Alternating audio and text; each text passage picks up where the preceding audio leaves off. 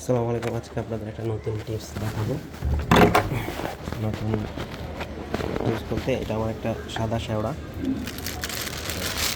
গ্যাসটাকে রিপোর্ট করেছিলাম, ট্রেনিং ফিল্ডে রেখেছি, রেখে আইসিইউ করে রেখেছিলাম। আইসিইউ করলে যে প্রবলেমটা হয় সবার, সেটা হচ্ছে আইসিইউ থেকে খোলার পরে পাতাগুলো আস্তে করে চুপসে যায়, ঝিমসে যায়। এটা থেকে বাঁচার জন্য আপনারা কী করবেন সেটা আজকে দেখাবো, খুব শর্ট সংক্ষেপে দেখাবো।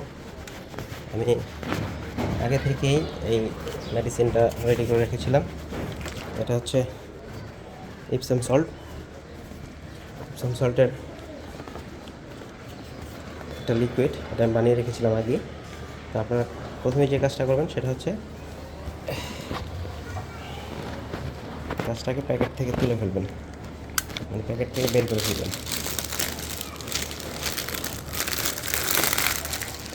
আমি এই দুইজনকে আজ থেকে 15 দিন আগে অ্যাপ্লাই করেছিলাম, আজ থেকে 15 দিন আগে। আলহামদুলিল্লাহ খুশি চলে আসছে, আর এটাতে তো মোটামুটি পূর্ণাঙ্গ পাতাই চলে আসছে। যাই হোক, এটাতে পূর্ণাঙ্গ পাতা চলে আসছে।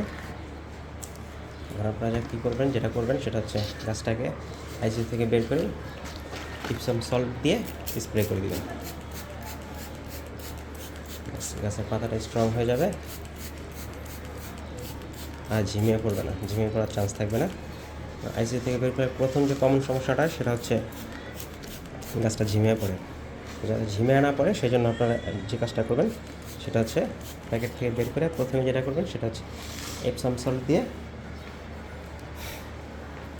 একটু স্প্রে করে দেবেন। এটা শুধু পাতায় না, পুরো বডিতে এবং গোড়ায় ভালো করে এপসাম সল্ট দিয়ে স্প্রে করে দেবেন।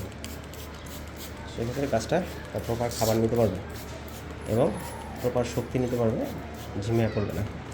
এরপরে যেটা করবেন, সরাসরি রোদে রাখবেন না, এটা পরোক্ষ রোদের আলো পরে এরকম একটা জায়গায় রাখবেন। যেমন আমার এই বারান্দায় নিচে পরোক্ষ রোদের আলো পরে এরকম একটা জায়গায় আমি ঢেকে রেখে দিলাম, মানে আমার গ্লাস করা আছে।